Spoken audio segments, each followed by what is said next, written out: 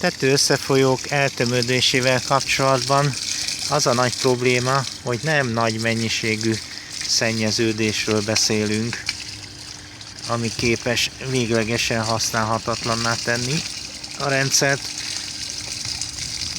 hanem pár falevél, pár szösz, és hát ezek az ágak fölé nyúlnak a tetőnek.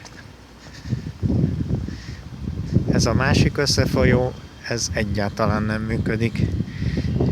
Ez még a tetején is csak alig-alig tud vizet elvezetni.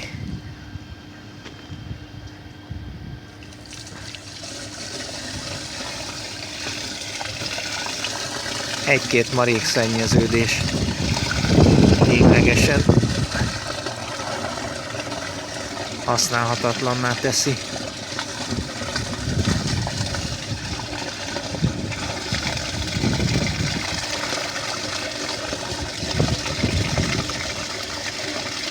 És ugye erre gondoltam a hibafeltárásnál, hogyha itt az új